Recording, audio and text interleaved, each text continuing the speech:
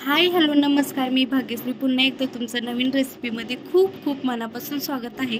आज आपण बनवणार आहेत रक्षाबंधन स्पेशल किंवा नारळी पौर्णिमा स्पेशल नारळापासून बनणारा पदार्थ, तो म्हणजे ओल्या खोबऱ्याची बर्फी. खूप छान लागते. तुम्ही देखील ही रेसिपी नक्की ट्राय करा. तर चला बघूया मग आपण रेसिपी. तर इथे मी एक ओला नारळ फोडून घेतला आहे, त्यानंतर त्याची साल काढून इथे मी मस्त असा खिसून घेतला आहे. अशा प्रकारे तुम्हाला छान खीस बनवून घ्यायचा आहे. त्यानंतर आपल्याला बर्फी बनवण्यासाठी लागणारे साहित्य पाहूया. तर इथे मी एक पूर्ण नारळ घेतलेला आहे खिसून, त्यानंतर अर्धा वाटी दूध घेतलेला आहे, 2 चम्मच तूप, अर्धा वाटी गूळ आणि 7-8 बदाम घेतलेले आहेत कट करून. तर इथे तुम्ही गुळाऐवजी साखर देखील वापरू शकता, पण मी इथे गूळ घेतलेला आहे कारण आपली बर्फीला कलर गुळासारखा येईल, पण हेल्थसाठी खूप छान असतो गूळ. आणि साखरेने कलर तुमच्या बर्फीला पांढरा कलर येईल, त्याच्यामुळे तुमच्या आवडीप्रमाणे इथे गूळ किंवा साखर घेऊ शकता. त्यानंतर कढई गरम करायला ठेवायची, त्याच्यामध्ये 2 चम्मच तूप घालायचं आहे. त्यानंतर आपलं ओलं नारळाचं खीस घालून घ्यायचं आहे. त्याच्यामधला जो तेलाचा अंश असतो किंवा थोडंसं असं पाण्यासारखं असतं, खिसल्यानंतर थोडं ओलं देखील होतं आपलं खोबरं, ते निघून जाईल आणि थोडंसं सुकं व्हायला मदत होईल. त्यामुळे आपल्याला तुपात छान 2 ते 3 मिनटं परतून घ्यायचं आहे खोबरं. त्यानंतर आपण घालणार आहेत गूळ.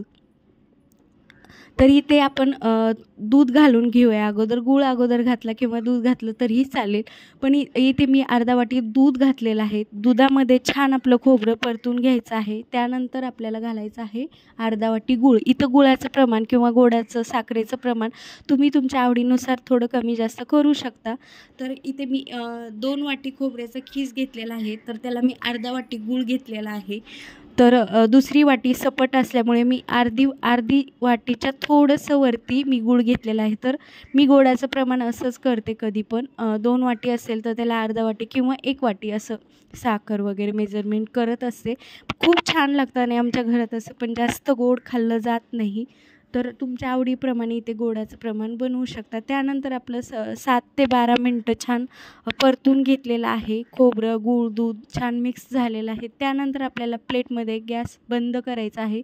स्लो ते मिडियम गॅसवरती मी ते परतून घेतलेलं आहे छान मिश्रण. त्यानंतर आपल्याला प्लेटला तूप लावून घ्यायचं आहे किंवा ताटली, परात काहीही घेऊ शकता. तर त्यानंतर आपलं हे मिश्रण काढून घ्यायचं आहे आणि गरम गरमच थापून घ्यायचं आहे. आणि थोडंसं कोमट झालं की छान आपल्यावर वड्या देखील पाडून घ्यायच्या आहेत. तर त्यानंतर इथे मी बदाम घालत आहे. तर इथे तुम्हाला आवडतात ते ड्रायफ्रूट्स घालू शकता, पिस्ता वगैरे. तर इथे मी बदाम घातलेले आहेत. इलायची पावडर देखील घालायची आहे आवडत असेल तर. त्यानंतर आपल्याला छान कोमट झालं की अशा प्रकारे वड्या पाडून घ्यायच्या आहेत. खूप छान होते, तुम्ही नक्की ट्राय करा. गुळाची हेल्दी होते आणि गुळाने गुळासारखा थोडासा कलर येतो आणि साखर घातली तर पांढरा कलर येतो. त्यामुळे तुमच्या आवडीप्रमाणे इथे गोड वापरू शकता, पण खूप छान होते ही रेसिपी. नक्की ट्राय करा. आवडली तर व्हिडिओ जास्तीत जास्त लाईक करा, शेअर करा. भेटूया अशा छान रेसिपीसोबत. तोपर्यंत सर्वांनी काळजी घ्या. बाय.